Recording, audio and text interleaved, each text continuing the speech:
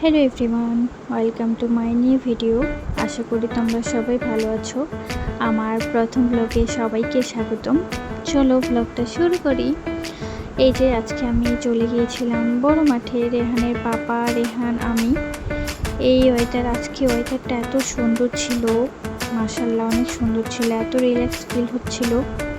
শুক্রবার আসলেই মনে হয় যে না, বাসায় না থেকে একটু ঘুরি, এরকমই ফিল হয়। কার কার হয় এরকম, প্লিজ কমেন্টে জানাবেন।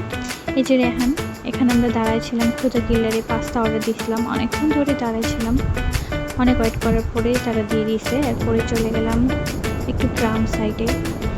আসলে গ্রামের রাস্তাগুলো এত সুন্দর আর এত ঠান্ডা ঠান্ডা বাতাস দিচ্ছিল, মনটাই একদম রিল্যাক্স হয়ে যাচ্ছিল, মনে হয় যে না ঘুমায় যায়। এই যে যাচ্ছিলাম, যাইতে যাইতে প্রায় আকাশটা অন্ধকার হয়ে আসতেছিল, মনে হয় যে এই বৃষ্টি চলে আসবে, একটু করে আকাশটা অন্ধকার হয়ে আসবে। আমরা রামসাগরের ওদিকে যাচ্ছিলাম, রামসাগরে ঘুরতে চাইলাম, দেখি রাস্তাটা এত পানি জমে আছে, তারপর ভাবলাম যে না যাই। রামসাগর হয়তো এখন ফাঁকাই থাকবে, কোনো মানুষজন থাকবে না। এই দেখো গ্রাম সাইডটা এত সুন্দর, সোনালি ধান। আমার না খুব গ্রাম ভালো লাগে।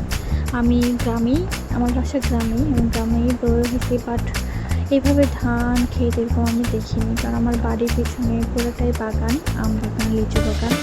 এই গরমে তো আম লিচু খেতে অনেকই ভালো লাগে। যাচ্ছি যাচ্ছি যাচ্ছি, ওর তো আর শেষই হচ্ছে না, অনেকক্ষণ ঘুরলাম, ঘুরতে আছি। এরপরেই চলে গেলাম একদম আমার বাবার বাসা এলাকার দিকে।